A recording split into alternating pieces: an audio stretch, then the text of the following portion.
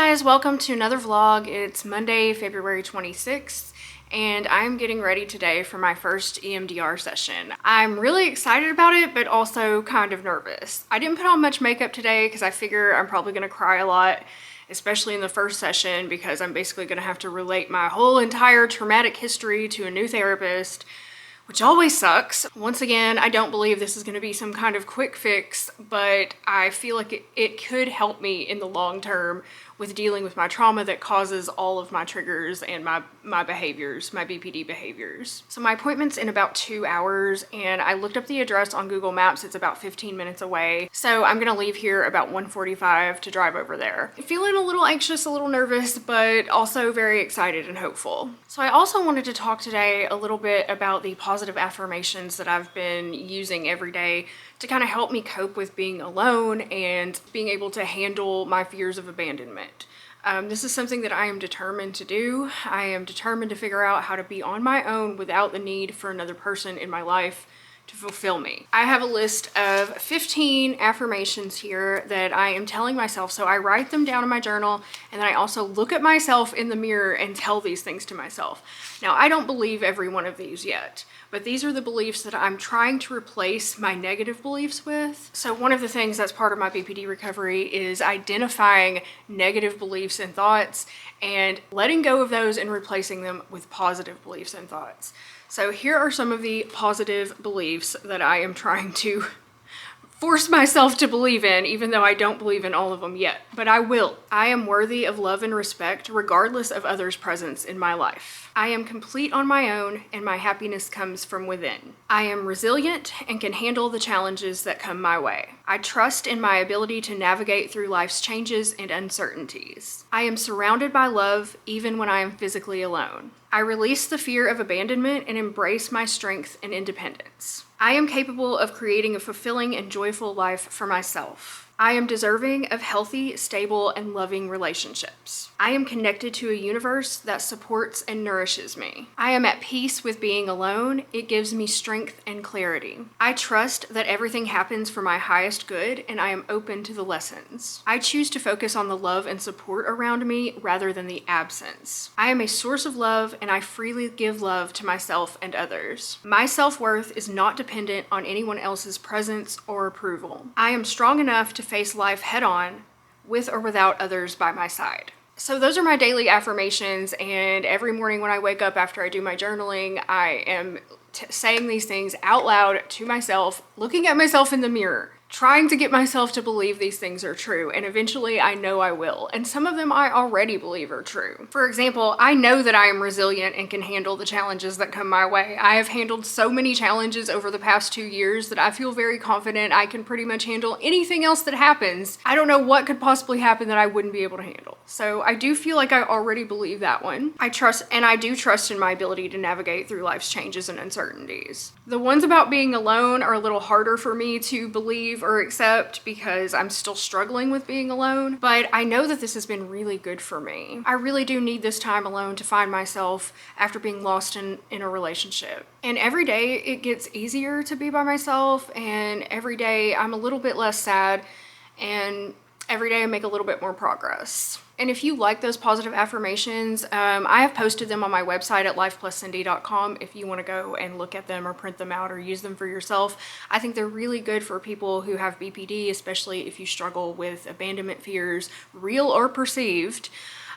These have been very helpful for me, and I'll put a link to that down in the description box below. I am planning to revamp my website. It has it's just a mishmash of stuff, which is, I guess that's pretty accurate to who I am, but I think I'm going to take the weight loss stuff off of there and focus more on self-improvement stuff, maybe post things like my affirmations, information about the types of therapies I'm doing, stuff that might help people who have BPD. I'm obviously no expert and I am not recovered, but I just thought it might be helpful to kind of share from a personal experience of somebody who's going through it, the things that are working for me, the things that haven't worked for me. So I just have a few things that on my list of goals for today. I didn't want to give myself too much because honestly, I don't know how mentally draining this therapy session is going to be. So I didn't want to overwhelm myself with tasks tasks, I may need time to process and deal with it afterwards. I don't even know if we're going to be doing if we're going to actually do EMDR today, or if it's just going to be like an intake session. I'm not really sure what's going to happen, but I still don't want to give myself too much to do. So these are pretty much my goals for the day. My EMDR, I got to publish a sim stream, record a vlog, which I'm doing now. And then I'm just going to tidy up the apartment and fold my laundry, because I have like 3 loads of laundry that need to be folded. So I'm also going to do a little tarot reading today. I've been doing my daily 3-card readings again, just to give me a little guidance for my days. So before I start, I always do some deep breathing exercises. And then I just say kind of a little prayer, Spirit be with me, guides be with me, God and Goddess be with me. Please guide my intuition. And then I ask a question while I shuffle the cards. So today's question is, what advice do you have for me on my journey right now, universe? That's all I'm asking, just kind of an open-ended, what kind of advice do you have for me? So I'm gonna shuffle the cards 3 times. 2,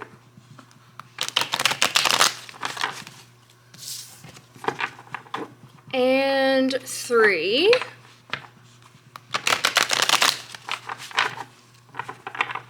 and then I'm just going to shuffle them like this until 3 cards pop out. What advice does the universe have for me today? Okay, 2 cards just fell out. I got the Page of Pentacles and the Queen of Swords reversed.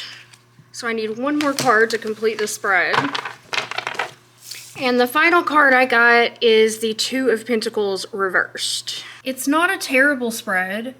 I kind of do have some intuitive feelings on what these cards might mean for me right now. So let me try to explain. So to me, the Page of Pentacles kind of represents new beginnings, or starting out on a new goal and having the opportunity to grow. As you can see, the fellow here, he's standing in a field and the plants are just starting to grow. And he's holding 1 single pentacle that he's going to bury in the ground to grow forth and bring his goal to fruition. That's how I kind of interpret this card. So to me, this card kind of represents my new journey of starting this new therapy and my willingness to learn and grow and find new ways to heal. And, you know, just kind of like my focus towards more positive change in my life. So the Queen of Swords reversed, the way I'm kind of interpreting this right now is that I am struggling with self-expression and feelings of bitterness and resentment. It means that I have a tendency to be overcritical of myself and other people, because that is a defense mechanism for me. And this is kind of a reminder that that's something I really need to work on. I need to practice self-compassion and sort of just cut through all the noise and focus on what's really important for my healing. So this is a card of, to me, this is a card, when reversed, is a card of like struggling with being able to express yourself or communicate your feelings in a healthy way. There may be some underlying like difficult feelings that you need to work through, which is what I'm gonna try and do through therapy. So the 2 of Pentacles reversed, to me, what this card means for me right now is kind of that I'm struggling to balance multiple areas of my life. The loss of my relationship and my favorite person, my mental health struggles, my work life, and just like everything in my life, I'm kind of feeling overwhelmed and struggling to balance it all. So what I really need to do is kind of seek more stability, because this card also reversed to me means things are kind of unstable right now. So I need to seek more stability and try to simplify and not overthink everything. Try to manage my life a little bit better. What I feel from these cards today is that this is a time of new beginnings and working towards a new goal of healing. And I think this represents like my EMDR therapy that I'm going to be starting. I am struggling with self-compassion, communication, and self-expression. So those are things that I need to focus on working on. And also I need to learn to balance all the things in my life. Now I'm just having another thought about this card. I think this is also kind of how whenever my heart is broken or something bad happens to me, I let it consume my entire life. Just like when I'm in a relationship and things are happy, I let that consume my entire life. and I'm really not good at balancing. That thought just popped into my head as I looked at this card, and I think that might be another thing that it's trying to tell me. I think tarot cards are really great tools for self-reflection. Of course, I don't put a lot of stock in them being able to like predict the future or anything. I just use them as a way for me to reflect on myself and maybe see things from different perspectives. And it's really helpful to me. I do this every morning. And then a subscriber a while ago sent me this tarot card holder, and I've been using this here on my desk. So I just put my 3 cards for the day in here, and then I can reflect on them throughout the day as well, and I'll change them out the next day when I pull 3 more cards. So now I'm gonna go work on some household chores. I think I'm gonna go fold those 3 loads of laundry and just take the dogs for a walk. Then I'm gonna be headed to my therapy session. Wish me luck. Well guys, here I am right outside my new therapist's office, and I'm feeling a mixture of nervousness and excitement. I don't know why I'm feeling so nervous. I guess just meeting a new person and like having to tell my whole life story all over again is a little bit nerve-wracking, but I'm also really excited to get started. So I guess I'm just about to go in, and I will vlog afterwards and let you guys know how it went. I got back from therapy about an hour ago, and I needed just a little time to kind of like process before I was ready to vlog again. But I do want to say that it went really, really well. I really love this new therapist, y'all. She made me feel so heard and understood and seen, and she's a licensed clinical social worker. She's been doing EMDR for many, many years. She's very experienced with trauma and helping people to heal from trauma. And I feel so freaking hopeful after going and talking to her today. So we didn't end up doing actual EMDR today. We just talked about, basically I gave her a rundown of my past, my history, my traumas, everything I've gone through from birth until now.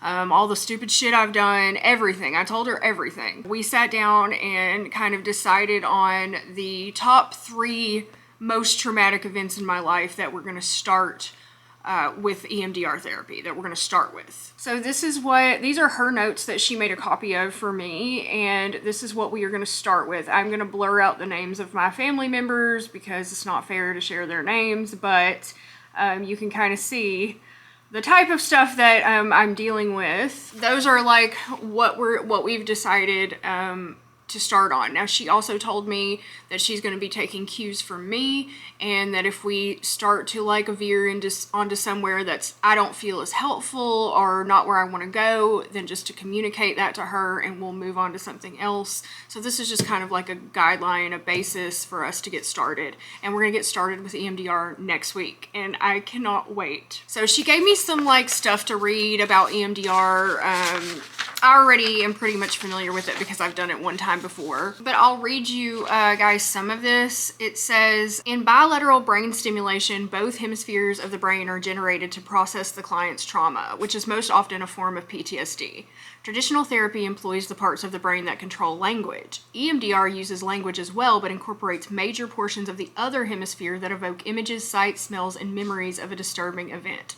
So regardless of whether eye movements, vibrations, or tapping is chosen to activate the bilateral stimulation, the brain appropriates both images and brief descriptions of disturbance that have often been locked away inside, unable to surface, creating levels of disruption measured along the way, with subject units of distress scale and body sensation in order to gauge the client's progress. There are also positive and negative cognitions each client has assigned to him or herself relative to the incident. Negative cognitions often affect clients throughout their entire lives without their awareness, with messages such as, I am not worthy, I am unlovable, or I have no control over my life. Measurements assess the SUD scale, which is subjective units of distress scale, for a 0 reading when the disturbance has reached a level of manageability for the client. Improvement often goes quickly for clients as they observe the events that once occurred to them as if they are watching from a train and moving through their past. Between bilateral stimulation, clients say whatever thoughts enter their mind as their train journeys stop and start during the session.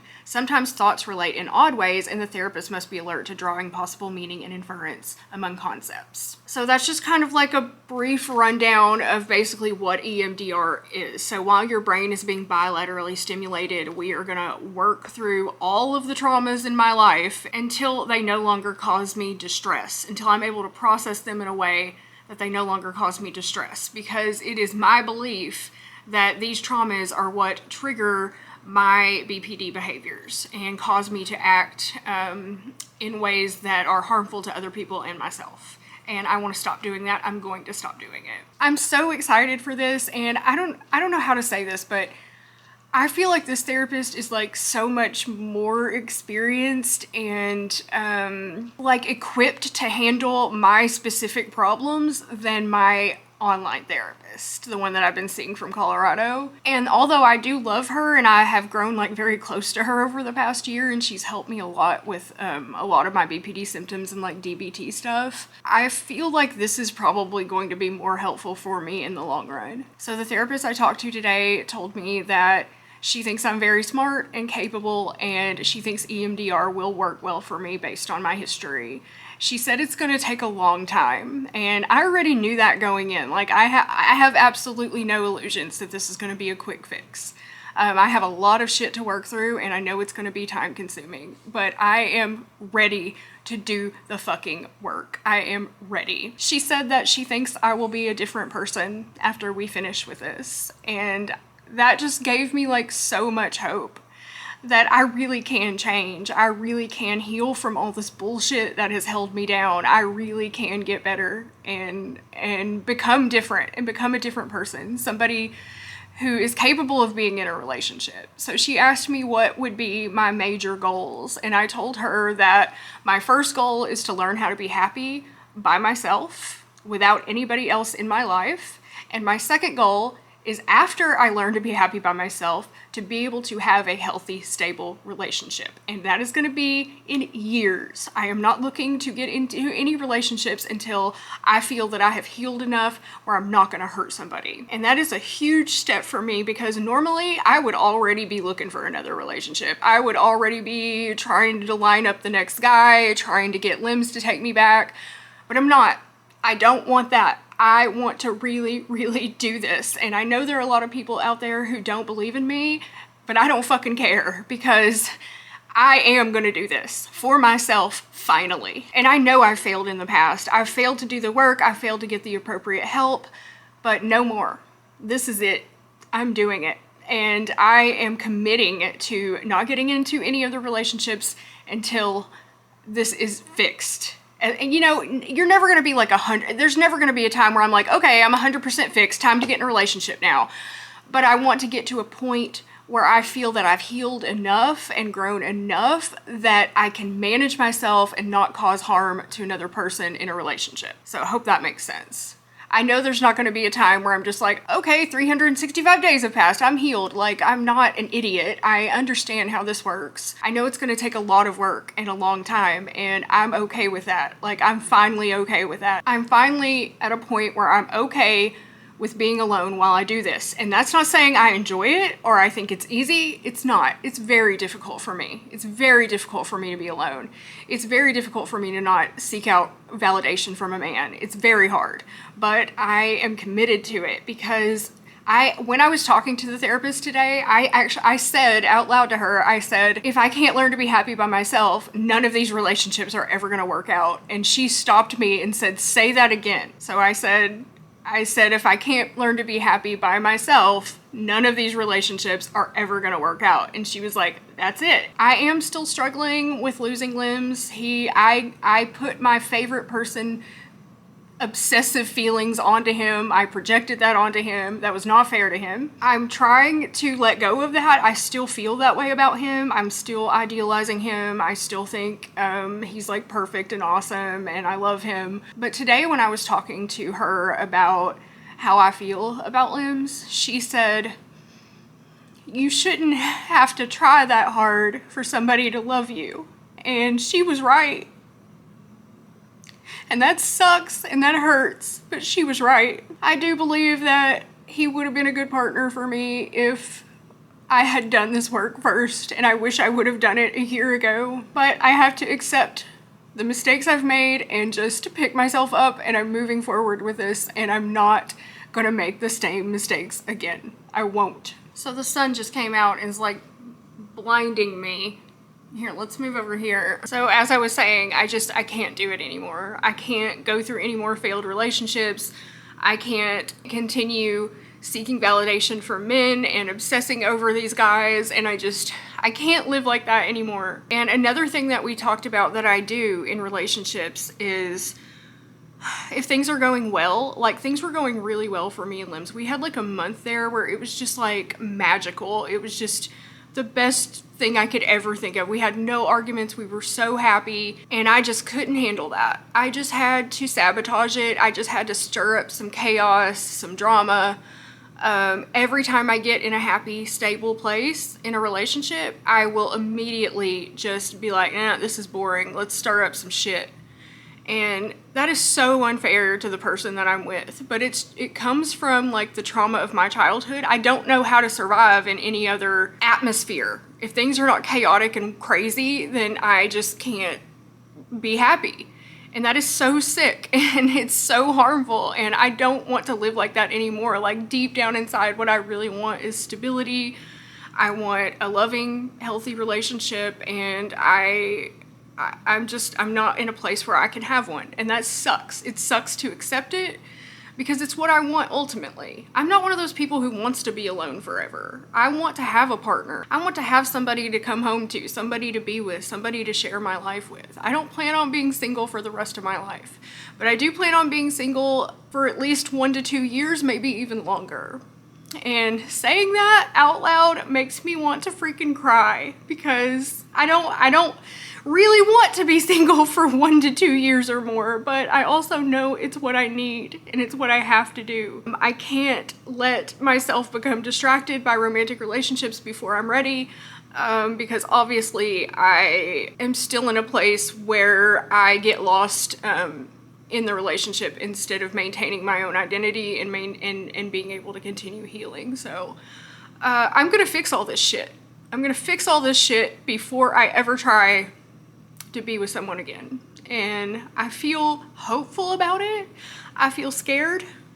I feel lonely and afraid. It sucks that it took losing Limbs for me to finally really understand what I need to do. I still believe he came into my life for a reason, and maybe it was to set me on the right path.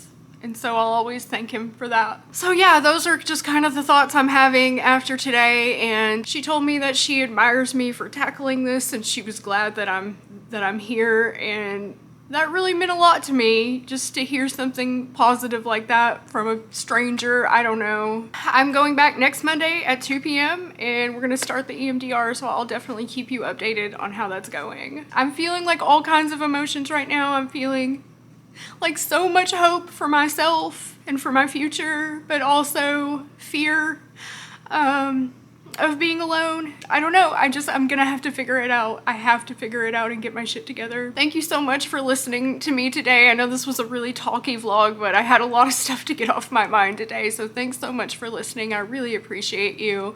And if you want to join, I'm gonna have a member stream this week. So if you want to join me for that, you can click the link down below to become a channel member, and I'll be announcing that soon. I may have already announced it by the time this video publishes, but if not, shortly after. All right, guys, I'm doing okay, feeling hopeful. We're gonna fucking get through this. And also, I was surprised at how many people commented in the comments that they had EMDR and how much it helped them for like their PTSD and stuff. So thank you so much for those comments, because they really do give me hope as well. All right, y'all, I will see you with a new vlog very soon. Bye.